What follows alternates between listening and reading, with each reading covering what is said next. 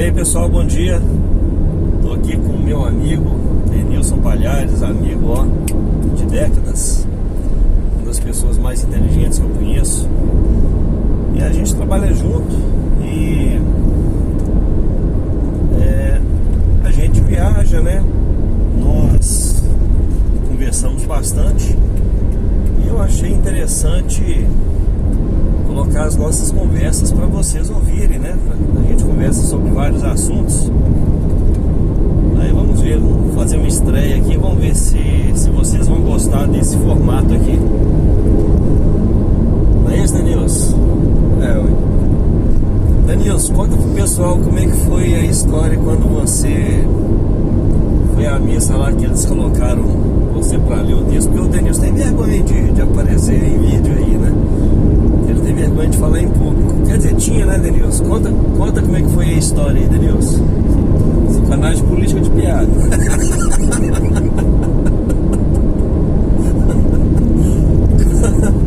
Conta aí como é que foi, que você era criança aí, te pegaram e levaram lá pra cima pra você ler o texto. Como é que foi a leitura? Saiu nada não, né? Não tem como sair, não. Você que tá gravando. Vamos ver se um dia o Denilson corta as calças. Bom, eu achei interessante o dia que eu tava conversando com o Denilson, porque eu sou a favor de um estado mínimo.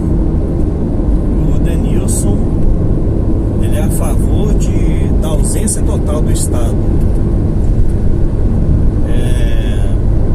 E a gente estava conversando a respeito disso, e eu falei com o Denilson que não dá para ter um país sem estado, né? Porque se houver alguma invasão estrangeira, tem que ter alguém para poder defender o estado, por exemplo, né? É um dos casos. Mas o Denilson me falou uma coisa bastante interessante. Ele falou o seguinte, que a ausência total do estado nunca haverá, mas que as pessoas devem querer a ausência total do estado, porque pelo menos assim chega ao estado mínimo. Eu achei interessante esse pensamento do Denilson, né, Denilson? É uma meta, né? Porque você nunca vai chegar naquele ponto onde você não existe estado. Mas se você mirar lá, vai diminuindo. E recentemente eu vi um vídeo de uma pessoa falando que, tipo assim, você quer o mínimo, eu quero nenhum. Então, em vez da gente discutir do que a gente discorda, eu acho que essa rodovia tinha que ser particular, porque o governo não dá conta de gerir nenhuma rodovia. Você acha que não, a rodovia tem que ser do estado, porque o estado vai permitir que qualquer cidadão tenha o direito de ir e vir. Então, quer dizer, eles perder tempo discutindo sobre isso aqui, então vão discutir o que a gente concorda.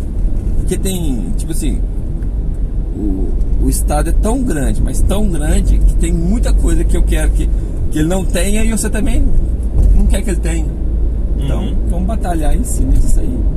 Certo. Mas, pra mim, eu vejo tudo. Tudo que você tirar o governo vai ser melhor. Ele não consegue ser bom em nada. Nem rodovia, na minha opinião. Que, tipo assim, uma das coisas tipo assim, de liberdade, não é que o libertário, assim, tem a solução pra tudo. Não tem. Mas, tipo assim, eu não tenho uma solução boa com uma rodovia totalmente particular. Mas alguém, em algum momento, vai ter essa ideia, vai conseguir ganhar dinheiro numa rodovia livre e vai tocar esse negócio. Melhor do que um governo que, tipo assim, gasta um burro do dinheiro aqui. Tá certo. Uma coisa que eu tinha conversado com o Denilson a respeito de rodovia é o seguinte: por exemplo, o Denilson é a favor de que que as rodovias sejam pedagiadas. Inclusive a gente acabou de passar por um pedágio aí, né, Denilson? Sim. Eu sou totalmente contra o pedágio, tá? Então assim, a gente tem pontos de vistas divergentes, mas, né, a gente não vai brigar por causa disso, né? E a gente vai conversando e criar um quebra-mola bem aqui. Olha a bosta do governo, né? Bom, sem noção aqui esse lugar de quebra-molas, viu? Mais outro ali. Ai, ai, ai. Bom, em plena rodovia tem que passar aqui a menos de 20 por hora. Brasil, né? Bom, é como o Denilson diz, né? O governo não dá conta de gerir nem rodovia. Mas gostaria de aproveitar o momento e parabenizar aí pelo governo Bolsonaro, que tem feito novas rodovias no Brasil, tem asfaltado aí diversas rodovias, principalmente no norte do país. Eu tenho visto assim, muitos vídeos de caminhoneiros agradecendo ao Bolsonaro, o local onde que antes era só lama, o pessoal andava na terra, na lama, atolava ali, e agora tem um asfalto para esses caminhoneiros poderem trafegar com dignidade. Bom, mas uma coisa que eu estava falando com o Denilson a respeito de pedágio, que eu sou contra, é o seguinte: para mim tem que ter um governo mínimo, tá? E havendo um governo mínimo, uma das funções do governo é criar as rodovias e manter essas rodovias com o dinheiro que ele recebe dos impostos. Porque tipo assim, se é pra gente pagar imposto, se o governo não serve nem pra isso, então que tira essa porra de governo logo. E aí a gente não paga imposto, e com o dinheiro que a gente paga de imposto, que é cerca de 50% aí do que a gente ganha ou mais, aí sim vai sobrar dinheiro pra gente poder pagar pedágio em rodovias particulares. Esse é o princípio. Porque, tipo assim, não sou a favor que você tenha um pedágio, não é juntamente com o imposto que você já paga, não. É que o pedágio é uma forma de quem usa a rodovia paga para usar, quem não usa não paga, porque tipo assim, ele é injusto, porque eu sou obrigado a pagar por uma coisa que eu não uso, para a outra pessoa que vai usar pagar mais barato. Então muitas coisas se resolvem dessa forma, mas sempre vai ter uma injustiça. Porque vai ter alguém, ainda mais num país do tamanho do Brasil, né, que é isso. Um cara lá no Pará tá pagando pra você usar essa rodovia aqui. E ele nunca vai passar aqui. Aqui, mais um quebra-mola. Tô enchendo a rodovia aqui de quebra-molas. Eita, nós. Desculpa te interromper, Denilson. Vamos lá, pode continuar. Bom, mas é o seguinte, uma coisa também que eu falei com o Denilson é o seguinte: a partir do momento que o governo, aqui ó, mais um quebra-molas, a partir do momento que o governo passa a colocar empresas particulares para cobrar pedágio nas rodovias, o que eu considero uma bitributação, que a gente já paga imposto que deveria ser para isso, o que acontece nesses casos? Como o governo já arranca muito dinheiro das pessoas, né? E assim, fazendo um adendo aqui, a partir do momento que o governo quer te roubar, quer tomar dinheiro seu, basta ele criar uma lei.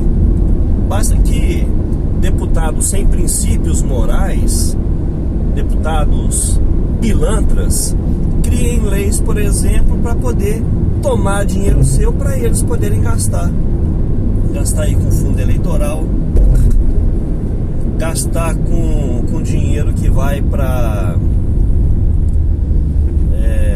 poxa, mais um quebra quebra-molas. Puxa vida. Bom, gastar com dinheiro para advogado, né? Que é uma lavagem de dinheiro. Basta o partido político agora pode cometer quantos crimes quiser, e aí pode gastar o tanto que quiser, né? Tipo assim, roubou 1 milhão, mas gasta 20 milhões com um escritório de advocacia para poder defender. Então, isso vai arrancar dinheiro do Estado, quer dizer, dinheiro do povo, né? Vai arrancar dinheiro do povo, vai legalizar aí a lavagem de dinheiro, e isso através de uma lei. Então, estou mostrando para vocês como que o Estado consegue te roubar através de leis, né? Bom, e uma coisa que voltando ao assunto, o que eu estava falando é o seguinte: se o governo já arranca grande...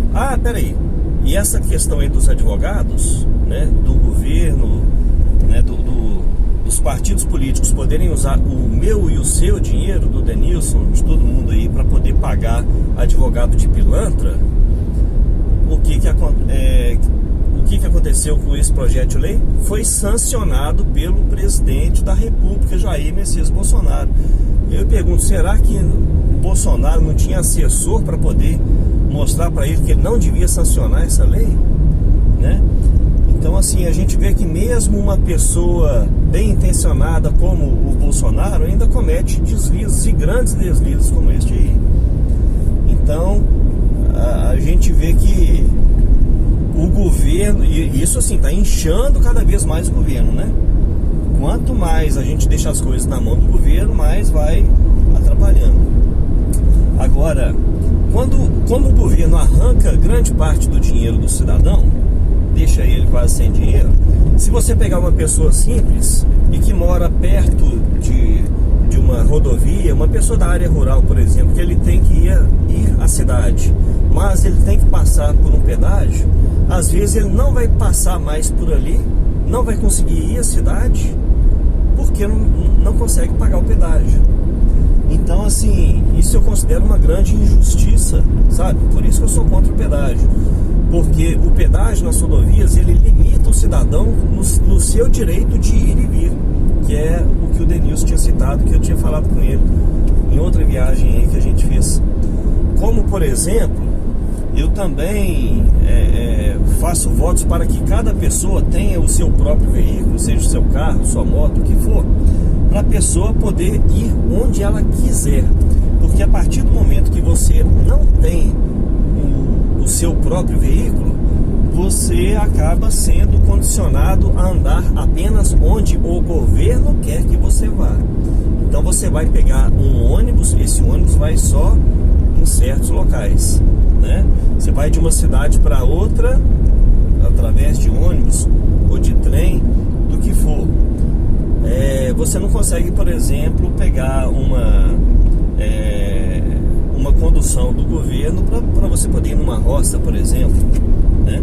Então você fica limitado aonde o governo quer que você vá. Hoje até que melhorou, que tem Uber, né, que permite a você ir a outros locais que o governo não queria que você fosse. Agora, se a gente olhar aí há poucos anos atrás, a gente só tinha a opção de táxi, e táxi é muito caro. Então, por que táxi era caro? Ficava limitando também os brasileiros de irem para onde eles quiserem. Denilson fez uma pergunta aqui, né? Por que o táxi é caro? Responde aí, Denilson. Tá de regulação do governo. Só pode ter táxi aquele meu amigo que vai pagar um dinheiro para ter o direito de ter aquela placa especial. Então, só o amigo do rei que ganha dinheiro.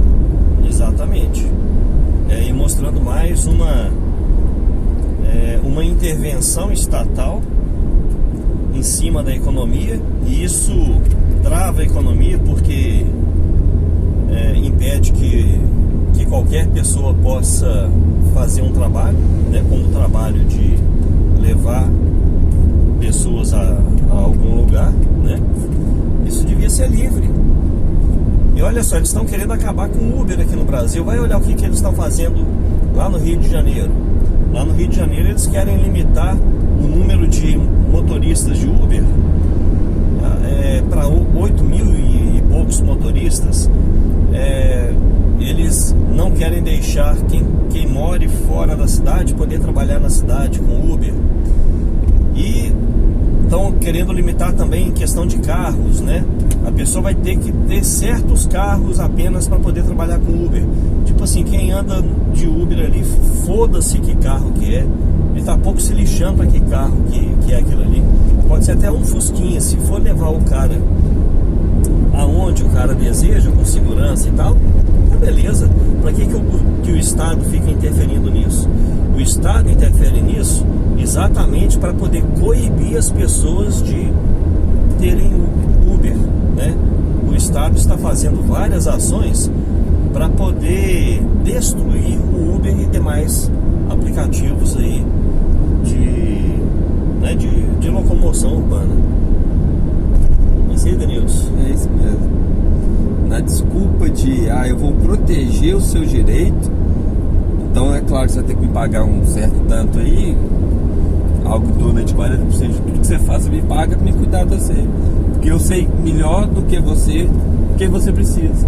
Então eu decido se você pode andar, qual carro que você pode andar, qual carro que é seguro, qual carro que não é. A outra coisa que estão fazendo lá é limitando a quantidade de horas para a pessoa poder trabalhar no Uber, quantidade de pessoas que pode trabalhar no mesmo veículo, tipo assim, só uma. Colocar placa no carro e fazer com que ele utilize aquele carro para Uber, quer dizer, fazer com que ele utilize aquele carro só para Uber, por exemplo. O cara trabalha em outro local, o cara trabalha lá de manhã à tarde e à noite ele vai trabalhar de Uber. Aí vai ficar proibido, né? O cara vai ter que ter um carro exclusivo para o Uber. Ele não pode pegar um carro de Uber para poder ir trabalhar, para poder sair com sua família, aí não. Então, assim, o Estado não está preocupado com as pessoas, não está preocupado com passageiros, porra nenhuma. O Estado está preocupado em destruir o Uber. Está dificultando, né? Dificultar. É o Estado socialista, né? Nós vivemos num país onde tentaram e tentam o tempo todo implantar o comunismo no país. E uma forma que eles fazem para implantar o comunismo é exatamente destruir a iniciativa privada, é destruir as empresas, é colocar os empresários como malvadões na história. Então, assim eles vão tentando destruir, fazendo com que a população considere, por exemplo, um absurdo um cara que ficou rico trabalhando. Não pode, isso aí. O cara tinha que trabalhar, ganhar dinheiro e distribuir para todo mundo. Poxa, eles querem o comunismo, né? Só que eles falam assim, não, o empresário malvadão, o cara dono daquela empresa que fatura milhões, mostram ele. Mas na verdade quem que é o empresário? É o dono da padaria, é o motorista do Uber, é o seu vizinho ali que tá fazendo esse tipo de coisa. Então esses são os empresários que... Eu quero ser Uber, eu não tenho emprego, tô passando fome, eu tenho um palhozinho lá baratinho, vou trabalhar com o Uber e ganhar dinheiro. Eu vou ser empresário, tenho meu carro, não tenho patrão, vou ganhar o suficiente para poder comer, viver e ter minha vida sem regulação nenhuma. Mas aí eles mostram, não, é aquele cara lá, dono daquela empresa de milhões lá, que é o capitalista malvado. Mas na verdade, provavelmente esse cara da empresa de milhões, ele não é nem capitalismo, porque ele é o que se fala capitalismo de compadrinho, né? Ele é amigo do governo, aí ele vai lá, injeta dinheiro em campanha política para ter o político dele de estimação, para votar uma lei para proibir que outras empresas concorram com ele no setor dele, e aí ele aumenta o preço e ganha muito dinheiro e compra mais político e compra mais poder. Eu gostaria apenas de fazer uma distinção, porque Porque esse tipo de gente aí que o Denilson acabou de falar, a gente já não pode considerar como empresário, né? Porque empresários, né, como o Denilson disse, o dono da padaria e tudo mais, esses aí são os metacapitalistas.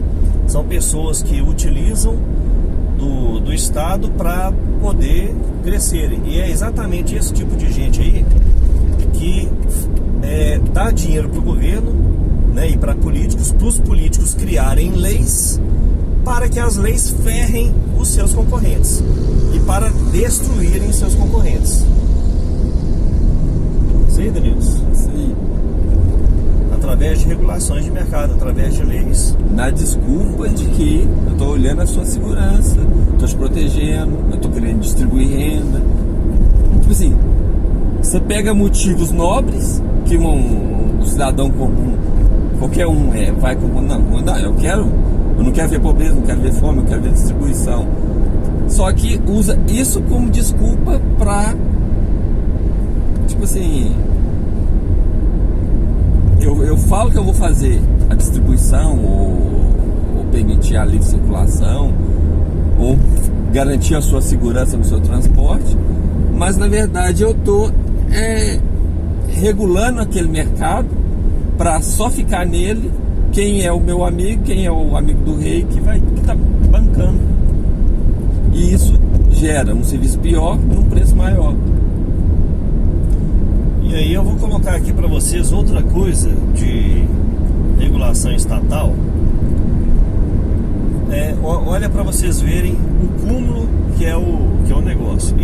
E tem, não é só no Brasil não, tem outros países que é assim também. É o seguinte: aqui no Brasil é proibido vender leite cru, tá? Aquele senhorzinho que tem a sua vaquinha, né? Por exemplo, eu conheço um senhorzinho, ele tem lá suas 5 vaquinhas, aí ele tira o leite, né, e vende pro vizinho. Vocês sabiam que isso é proibido no Brasil? O cara pode ser preso. Aqui o cara, para vender 1 litro de leite que ele tirou da vaca, ele tem que te entregar como se ele estivesse vendendo droga, sabe? Tipo assim, ó, ninguém pode ver não, viu? Não conta pra ninguém que eu tô te vendendo leite não. É porque o leite dele é cru, né? Tipo assim, a minha família, tanto do meu pai quanto da minha mãe, é família criada em roça, né? A gente sempre tomou leite de vaca desde pequenininho. Eu já tomei leite quase que na teta da vaca, né? Que tirava na hora e eu bebia. Eu morri por conta disso? Não, né? Talvez até por isso eu seja um homem forte hoje, como meus primos também são, né? Ninguém da minha família morreu porque tomou leite de vaca cru.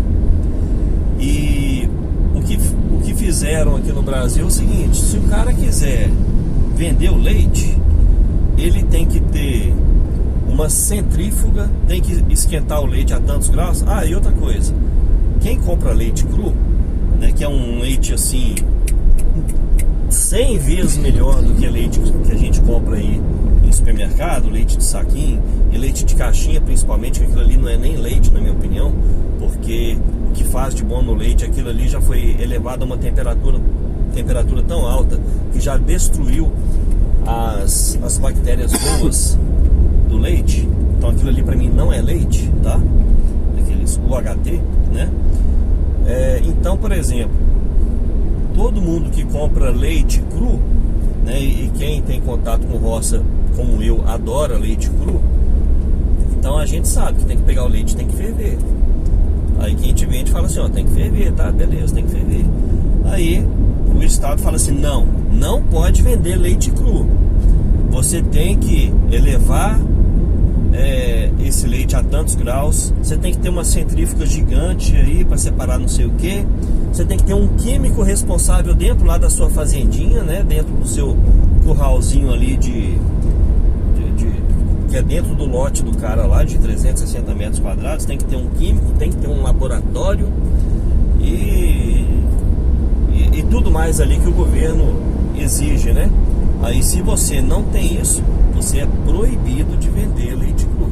Se você vender leite cru, você pode parar na cadeia. E estão criando aí também uma multa que pode chegar a R$500 mil para quem vender leite cru. Para aquele senhorzinho que eu conheço, que com muita dificuldade, né, o cara tem as suas vaquinhas ali e consegue um pouquinho de dinheiro para poder ajudar no sustento da sua família.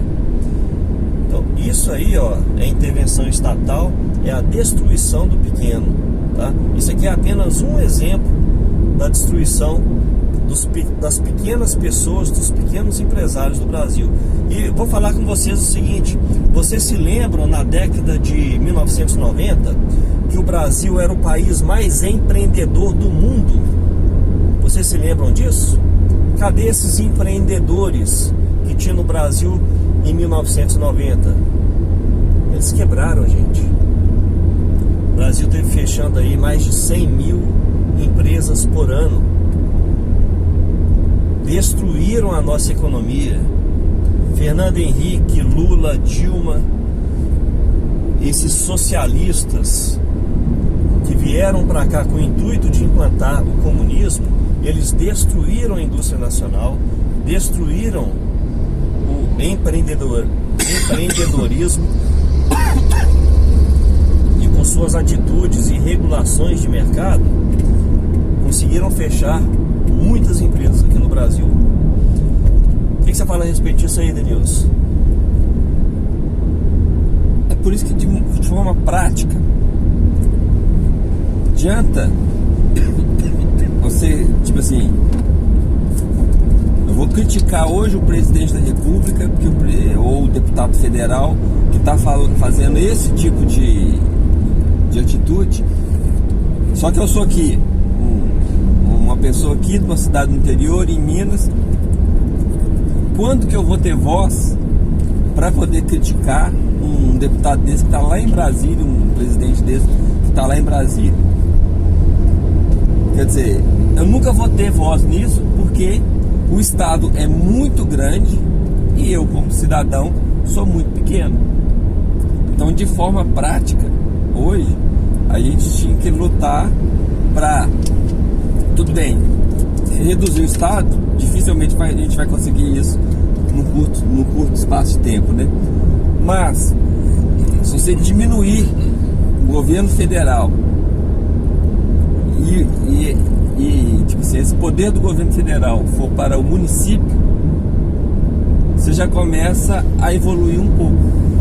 Ao invés de eu ter que reclamar do caso do leite, quem regula o leite não vai ser mais o governo federal, mas vai ser o governo municipal. Porque se quem regular isso for o prefeito, e o prefeito da minha cidade não me deixa vender leite, eu vendo a minha terra, vou para a cidade vizinha, e o prefeito da cidade vizinha permite que eu venda leite lá. E isso aí tende a melhorar as prefeituras. Ou então você vai na própria prefeitura e reclama com o prefeito, com os vereadores, né? Isso. Que, na minha opinião, não devia nem existir Câmara Municipal no Brasil, tá? Não devia nem existir, devia existir câmaras setoriais, né? Por certos ambientes, mas não por cada cidade. Não, mas aí eu acho que isso aí já deveria existir. Não deveria existir uma federal e uma estadual. Igual você falou assim, o Estado precisa estar aqui para me proteger de um Estado inimigo que vai me atacar. Então beleza, então quer dizer que o governo tem que ser o quê? Exército. Então ele tem que ter o exército.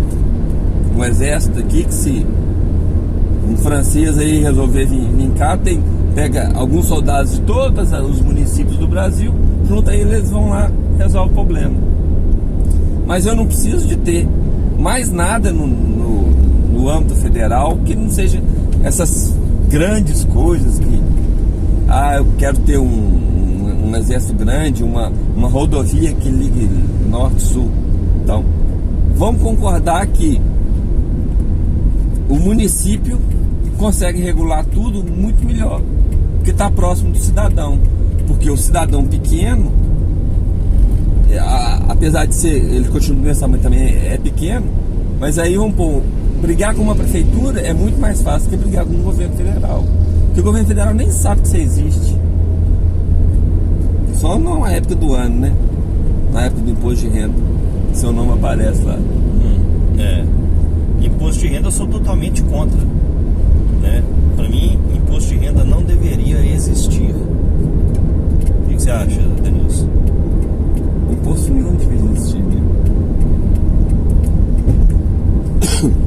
Bom, a respeito das câmaras municipais, se a gente, aí eu vou falar agora a minha opinião. Se a gente tiver câmaras municipais e federais, né, não tiver as estaduais, eu acho que vai mudar muito pouco. E o Brasil é o seguinte, o Brasil é um país que tem mais de 5 milhões de leis, devido às leis municipais, né? A gente é um país aí imenso, né, com milhares e milhares de municípios, cada município com suas milhares e milhares de leis, e isso é o que faz o Brasil ter aí mais de 5 milhões de leis. Aí se você está numa cidade, vai para a cidade do lado, se as leis federais passarem a ser leis municipais, às vezes você está numa cidade cometendo um crime sem nem saber que você está cometendo um crime. Numa cidade que você nunca foi, que você não leu a legislação daquela cidade. E assim, ninguém consegue ler tantas leis. Inclusive, essa questão de criação de muitas leis, como é no Brasil, isso é coisa de país totalitário, de países comunistas totalitários. Eles fazem o seguinte: a intenção deles é criar um número cada vez maior de leis, exatamente para que o cidadão não saiba o que ele possa fazer e o que ele não possa, tá? Para ser tanta lei que é humanamente impossível que os cidadãos conheçam as leis do país. E para que isso? Para que o ditador, né, para que o ditador totalitarista, para que ele possa prender quem ele quiser, na hora que ele quiser e pelo motivo que ele quiser. Então isso eu acho um fator assim muito preocupante da gente ter leis municipais. É por isso que eu sou a favor de leis setoriais, que seja por estado ou por micro ou macro, na verdade macro regiões dentro do estado. Toda vez que você busca um estado maior, fica mais difícil do cidadão brigar com aquilo. Fica mais difícil, mas pelo menos fica mais fácil de entender as leis. Eu acho que um governo municipal menos leis também é ruim, mas ele é menos pior do que um governo federal, um governo estadual, onde, tipo assim, o cidadão comum não tem poder nenhum contra, tipo assim, até os quebra-mola ali que você estava criticando. Eu não quero que tenha. Ali é uma rodovia federal, você pode espernear o tanto que você quiser, que se você quiser colocar, não colocar. Agora, na sua cidade lá, se um prefeito fizer um quebra-mola num lugar que você não queira, se você não precisa juntar milhões de pessoas, milhares de pessoas, se juntar a pessoa do seu bairro, é perigoso você conseguir tirar o quebra-mola. Porque ali, meia dúzia de pessoas ali, o seu bairro ali, consegue fazer força e mostrar para aquele prefeito que se aquele prefeito não fizer o que a população quer, da próxima vez ele está fora. Que na verdade esses políticos, eles existem para atender a gente, né? Que é uma... Deveria, né? Deveria, né? Eles existem para isso, a função deles seria esta. Só que no Brasil não. Somos nós quem servimos aos pilantras que estão aí na política brasileira. Por isso que eu tinha vontade, né, de entrar lá no Congresso e descer a lenha e falar na tribuna ali todos os dias, mesmo que fosse para ninguém ouvir, mas que pelo menos fosse para filmar, para aparecer na TV Câmara, e para os brasileiros passarem a ter noção do que acontece no nosso país, e de como o Brasil poderia melhorar. Inclusive, né, fechando aquele próprio antro de bandidos ali, para poder julgar cada um dos bandidos que estão ali, que não são julgados, tanto do Congresso Nacional quanto do STF, né? O Brasil precisa ser passado a limpo. Ninguém aguenta mais tanta bandidagem no nosso país, tanto juiz, entre aspas, tanto juiz que foi indicado por bandidos, né? Foram indicados por bandidos, bandido que está inclusive preso, né? O Lula, por exemplo. Quantos ministros do STF o Lula indicou? E aí eu pergunto para vocês, tem legitimidade alguém indicado pelo Lula? Alguém indicado por um bandido para ocupar um cargo de ministro do STF? Tipo, pessoas que nunca passaram em concurso público para juiz na vida. Essas pessoas têm legitimidade para poder estar ocupando aquele cargo? Gente indicado por bandido que está preso, julgado e condenado, está preso ali, né?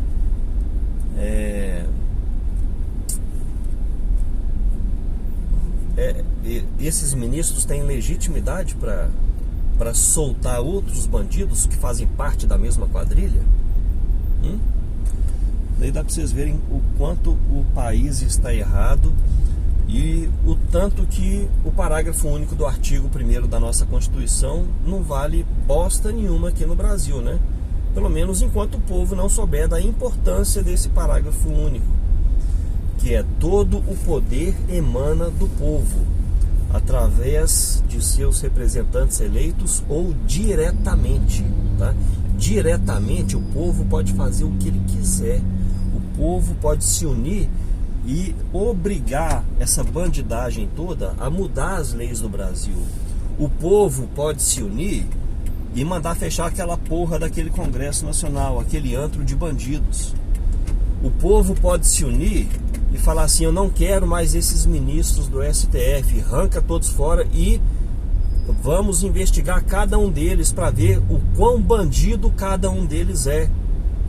Se tiver algum que não é bandido, beleza, pode até voltar para o cargo depois da investigação, mas antes não, né? Se o povo quiser se unir para isso e para qualquer coisa, o povo tem a força. Está no artigo 1º da nossa Constituição. Eu nem gosto dessa Constituição não, que é uma Constituição comunista, feita por bandidos, né? Muitos que estavam ali, bandidos comunistas.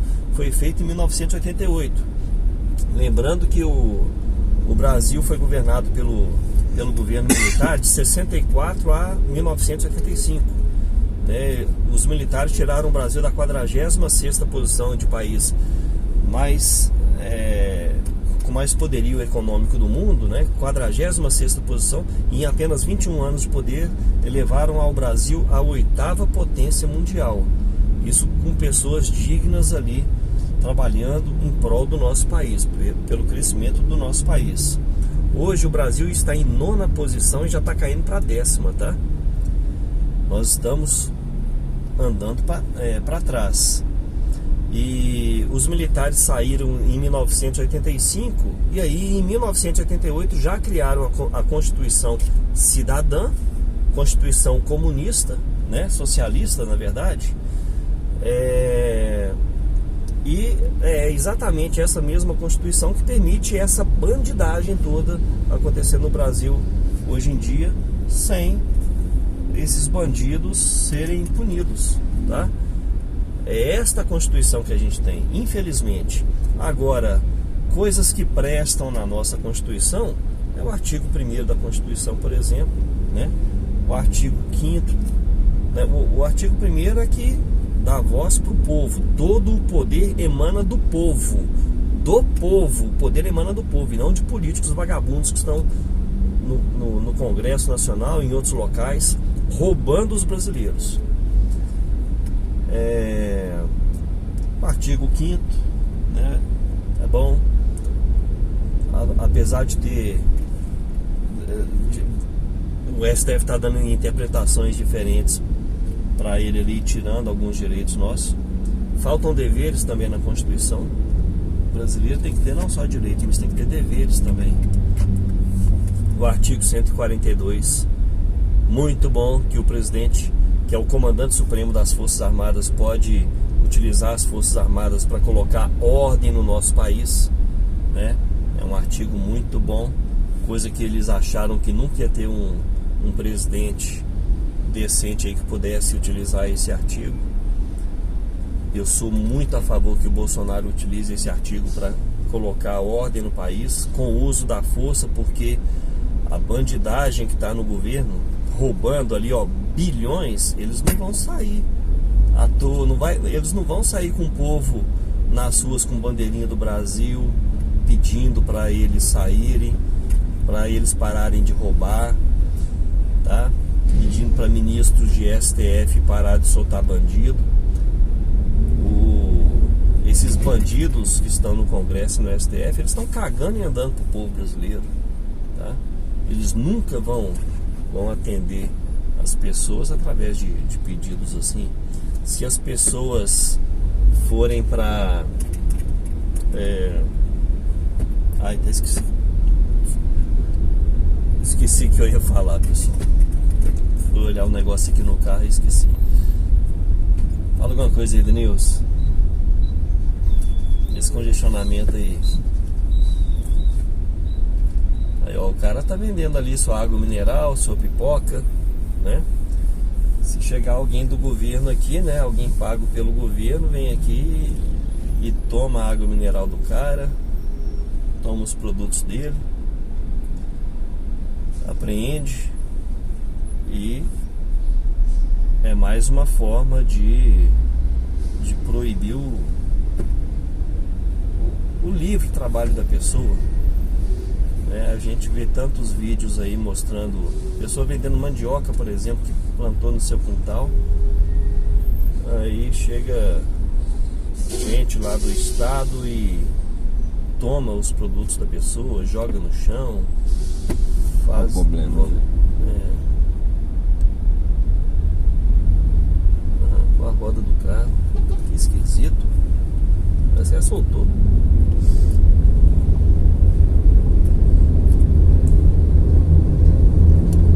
Então vocês podem ver que toda iniciativa, né, desde a pessoa mais simples, né, da pessoa que planta o seu próprio produto, que quer vender ali, o Estado vai lá e bloqueia a pessoa, não deixa a pessoa vender, limita a pessoa. Isso é coisa de país totalitário, em que o governo manda tudo, mesmo contra a vontade do povo. Pergunta para qualquer cidadão que vê, por exemplo, o cara vendendo melancia na rua, que vê o cara vendendo uma fruta. Pergunta para os cidadãos brasileiros se eles concordam com chegar ao Estado ali e tomar essas coisas ali dessas pessoas. Não concorda. Um ou outro pode até concordar, mas eu tenho certeza que 90% da população não concorda com isso. E a vontade que deveria ser estabelecida é a vontade do povo e não a vontade de políticos, né? Então é isso aí. Vou parar o vídeo por aqui ou falar mais alguma coisa, Denilson? Não, pode parar. Pode parar, né? É isso aí, pessoal. O vídeo ficou longo aí. Espero que tenha sido proveitoso para vocês. Que tenha aproveitado alguma das ideias que a gente jogou no ar. Beleza? Valeu, um abraço a todos. Eu sou André Basílio. Você é o Denilson Palhares. É isso aí. Um abraço, pessoal.